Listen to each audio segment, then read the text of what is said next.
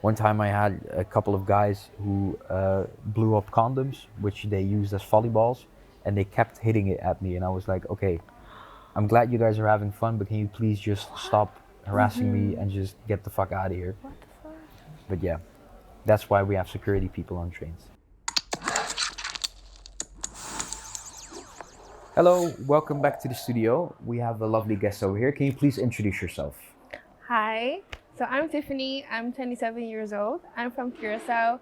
I also studied creative business, and yeah, I've been living here since 2017, I think. So, yeah. 2017. In Leeuwarden? No, I was first living in The Hague. Well, first Utrecht, then The Hague, and then Rotterdam, then The Hague, and then Leeuwarden. So you've moved around a lot during the time you were here. Yeah, it was basically because of the housing situation first, and then I switched schools again, and yeah, then I switched schools again. So you know how that goes. Okay. Do you like it here? I think it's nice. Leeuwarden is nice, but my favorite city is The Hague and Utrecht. I really like those. Utrecht is a beautiful city. Yeah, definitely. It's so beautiful. Yeah, yeah. Did you experience any culture shocks when you first came here?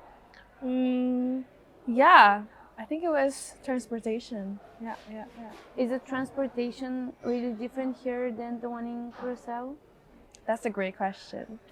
As much as it pains me to say, the transportation back home is not that good. Like, for example, here you have the app, that well, several apps that you can follow. Back home, we don't have that. You just have a list at the bus stop. And then if the bus comes, it comes. If it doesn't, it doesn't. And I also have a friend from Curaçao who always talks about the buses on Curaçao. Like, you can show up on time if you want, but if the bus doesn't feel like coming, it just doesn't come, and then you're stuck in the middle of nowhere. That's Yeah. awful. I mean, sometimes it doesn't only have to do because the bus driver doesn't want to be there, but it also has to do with like things happening on the way and they don't have any means to inform us about it, Like maybe someone can be like, hey, I saw the bus, or like via, but Yeah. that's not very handy if you have somewhere to be, So No. What about the bikes? Are there many bikes there? bikes, we don't know her. No? We have bikes, but not really for transportation that much.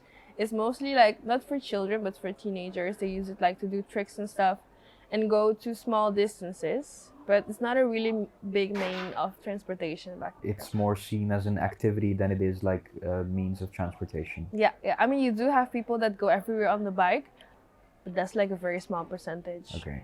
Was that like a really big shock for you when you first, because for example, The Hague and Rotterdam are pretty big cities with a lot of bikes. Was it like a big shock for you when you first moved here, seeing all the bikes and stuff, or You mean in general or yeah, in in Leeuwarden? general, just seeing everybody bike around and like for example, if you go to the station in Amsterdam, for example, all the bikes that are piled up over there. It's crazy. It's so crazy there. Like the first time I saw it, I was like, where are all these people? There's so many bikes. Where are the people?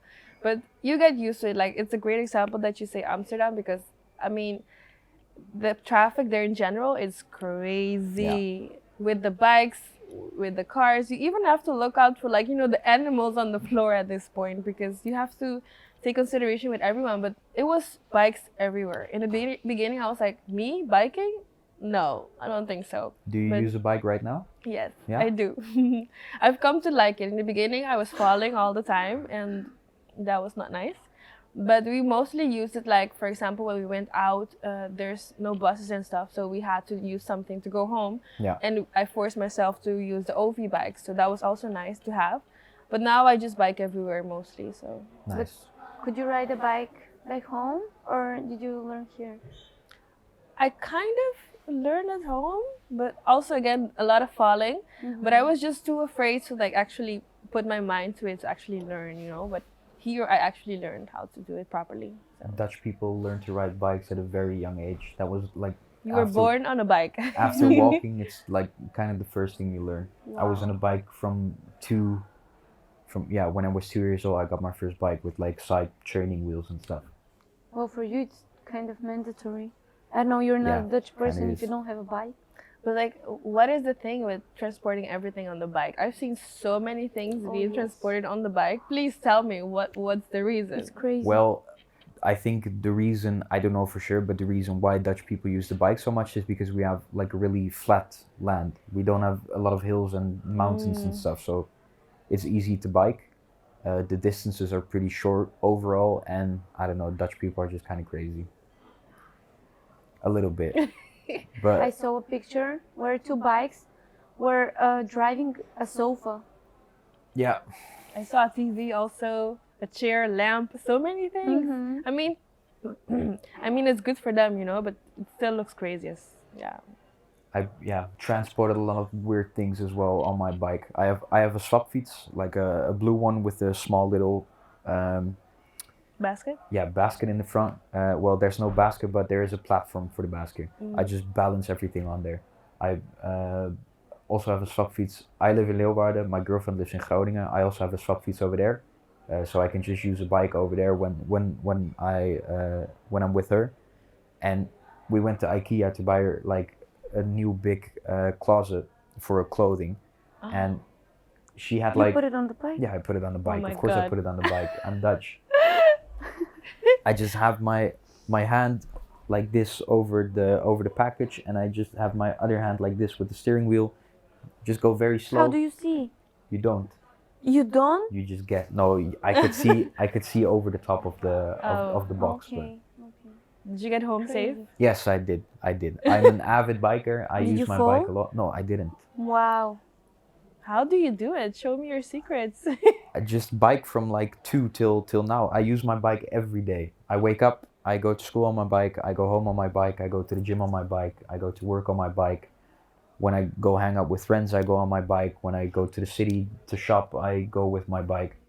I saw this once, this girl. So let's say we were going this direction, right? The bus was coming from the opposite direction, and the girl wanted to turn in front of the bus. So she just turned in front of the bus without stopping. Like she could have stopped. It was like this close. They didn't hit each other, but the bus driver, he got so scared he just stopped the course, bus yeah. for like 10 minutes because he needed to like, you know, process what happened. But that's also like sometimes it's the bike, sometimes it's the bus. Yeah. So Dutch people, when we're with each other and we see someone biking, we can always see if someone's an international or just a national people. How? Just a Dutch. it's By the easy. way they bike. If they don't know how to ride a bike, it's not a Dutch person. Well, you guys are pros. I mean, you can even ride without hands. Yes, I do that all the time. When my hands are cold, just put them in my pocket, and then How did- Yes, how do you turn? you just have your saddle in between your legs and you kind of lean. What? Lean? It's already hard to like bike with two hands. Now without hands and leaning. I don't know. Yeah, I know it's not allowed, but I also I just Yeah, I see I'm that on my a lot. phone without hands and I just ride like this, listening to music, not paying attention. You're not afraid for your life. Well, not at all. I'm a pro biker, you know. Okay, sorry. But next to the bike, are there like any other? Do you use the bus or the train a lot, for example? Not really. Now that I live here, like my boyfriend, he lives in Rotterdam, so I go to him. That's the only time I use the bus or the train now because I have my bike here. It's a very small city, but I don't like the bus systems because it No? goes like around my house. It takes like it goes every 1.5 hour or 20 minutes. So for me to wait for the bus to get here and everywhere else I need to go, I need to make a connection to the station. Yeah. So that's already taking a lot of time. So I rather just bike, and the only time I use it is when I go to Groningen or when I go to Rotterdam. So yeah. Did you have any crazy situations with the trains? I've had a few. The most interesting one was it was I think 3 years ago. I was going home. It was around 10 or something, and then so I had my AirPods in high volume, not healthy, I know, but I was just sitting here minding my business, and then I hear this very screeching sound, like you know when you put your nails on the board, like I heard that. I was like, what is that? And the train just stopped immediately. I was like, no, something's wrong. Something's definitely wrong. So the train stopped, and then I think 10 minutes after that, the conductor, the person, they were like, so we have to stop. We just ran over someone. Someone jumped us under the train. What? So yeah. so we had to stop, and he was very like how do you say that? He was very emotional. He was even crying. He was so upset, and the train was so empty. So I was alone. So I was like, what am I gonna do now? And it was like kind of near Leiden, so I had to go to The Hague. So that happened, and then I noticed the sound that I heard was, yeah, actually the bones of the person. So Yeah. No. yeah, It's kind of crazy. yeah. Unfortunately, it happens a lot here. Yeah. What? Yeah. It does? Yeah, we have, for example, for bus drivers as well, and train conducteuren and the people who operate the trains. They have like a mandatory training course on how to deal with situations like that, because it does happen quite But a that's lot. not okay. It I- happens Why does it so much. happen? I In don't know. Bulgaria, this has never happened. I've happens had so it as much. well before. It kind of is. It's not normal, of course, but like I've had it happen like 2 times, I think, times, when I wow. was in a train and somebody jumped in front of it. One of the times someone actually died. The other time they didn't. But In our case, it was a different train, but we had to wait so long because it was already after 10. So we had to wait for the other train to come, the police and everything. I got home at 4 o'clock. yeah, It was so late. But the thing is, like, I was alone, so I didn't expect to experience something like that, let alone alone. And then the worst part is, so we got to a station near Leiden. I don't remember, it's a very weird name, Sassenheim. We got to Sassenheim, and then we got to buses to go to The Hague and Leiden. And then when I got to The Hague, I ordered an Uber. It was so late. It was like on a Wednesday, so I was very lucky that I got an Uber. The guy told me, "You're very lucky because he just picked a lady at Leiden, and they just robbed her there, and she was in the same bus that I was, also What? alone." So that whole night was so crazy. It was very crazy. yeah. Unfortunately, violence and stuff also happens a lot on trains. We have in every train you have 2 conducteurs, so 2 people who always check the tickets. And right now it's mandatory that they have like a security guard with them. So every train has Really? a machinist, which is the train operator, Mm-hmm. a conducteur, 2 of them. They check the tickets and stuff, and just to see if everything is okay in the train. And there's always 1 or 2 like security guards with them, just to make sure nothing like bad happens. Because Oh we've my had a God. couple of cases the last 2 years that passengers would get violent towards like the train conductors and stuff, and they would beat them up. And yeah, Yeah. there are a lot of drunk people on trains. Aren't fun. When I go to Groningen a lot with the train, and sometimes I go after work. I work in a restaurant, so I get off late. And when you have the last train from Leeuwarden to Groningen, it's around like 1 o'clock somewhere, just after 1. If you get on that train, there are a lot of drunk people who just went drinking in Leeuwarden and have to get back home again. They're so annoying all the time. But also something nice that they implemented now is you have this phone number you can call. There's stickers all over the train now. Yeah. Something's wrong, you can just call that number or message that number. I think that's very, very nice. You also I have a lot of But what are they emergency gonna buttons. do? What are they gonna do until the time they get the text message? Then they come. the bodyguard but thing that he said That's the also. same like with what are you gonna do while you wait for the police when you call the police when something happens? It's Okay. I would feel Fair. safer personally to have to know that someone knows what's going on, you know. It's not just me with a bunch of strangers and I don't know who to talk to, who I can trust. So and if something really bad happens, the train operator also calls local authorities and police to pick someone up at a station, for Yeah. example. I've seen that happen too. Yeah. I've had a few times that somebody didn't buy a ticket, for example, and when you don't buy a ticket, you just get kicked out of the train. Yeah. But when it happens a few times, you get like a notice on your name, Oh. and it says something like this person frequently doesn't that. pay for the train. So if that happens a few times, they call police, and then police will pick them up, and then they will take them to the station, for example. And now every time I'm in the train, I just feel the train do something weird. I'm like, wait, is it happening again? It's so traumatic. Every time I'm in the train, I'm like, Because when you already experienced it once, yeah. now every time you're on a It's train, just a it's gonna weird be- sound. I'm like, wait, what's going on? What's going Yeah, on? yeah, yeah. Are we good? Yeah. It And is I'm what gonna it be is. scared as well. Just It'll knowing be that fine. it can It'll be happen. fine. You'll be aware, not scared. Yes. It doesn't happen a lot, so I mean, I've been using it. I'm 21 now. I've been using the train for at least 18 19 years, it only happened twice. I mean, twice is. I would rather Yeah. not have it happen, but Yeah. I used to train like every 2 weeks. I used to train 2 times to go to Groningen and go back home, but usually nothing happens. Sometimes some annoying drunk people, but that's the most of it. Drunk people is fine. I can Yeah, handle you're it. used to the drunk people, huh? I am one of them, so not now. But yeah, okay. You said you lived in Rotterdam, and I guess I've never been there, but it's a big city, so I guess there are trams.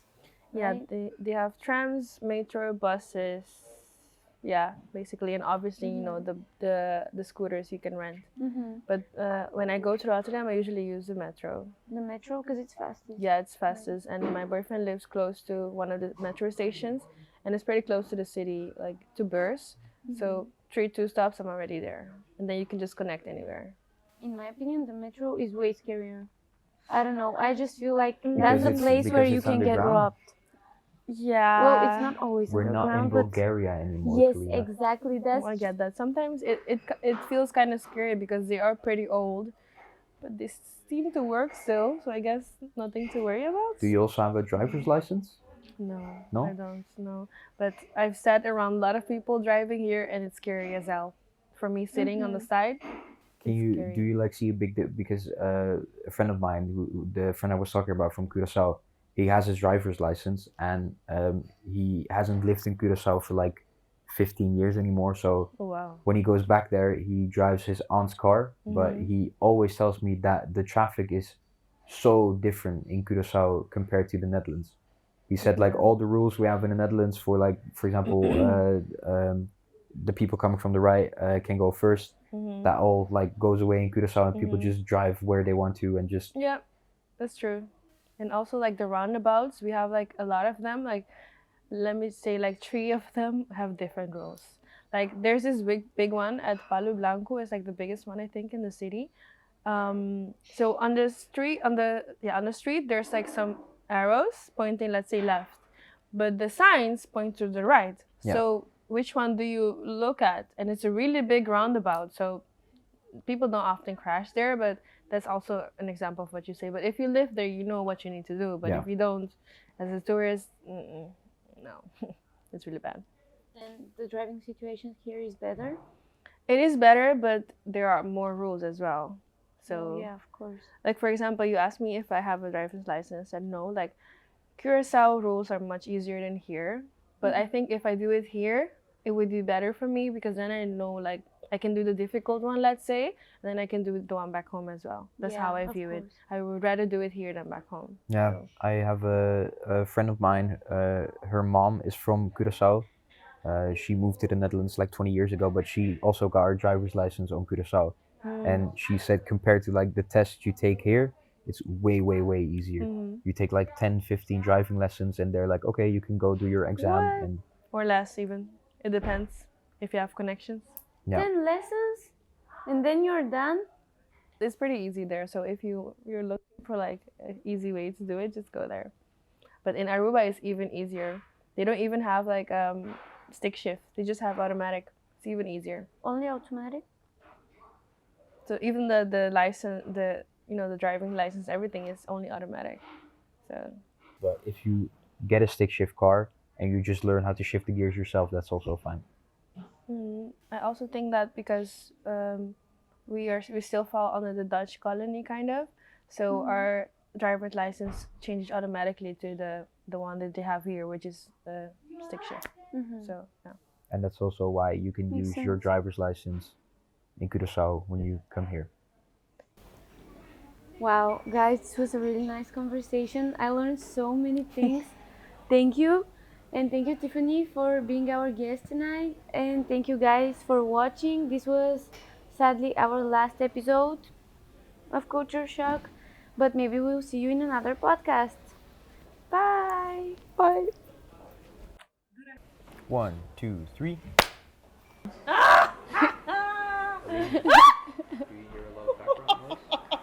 Get the fuck out of here. We just cut Guys, everything. faster.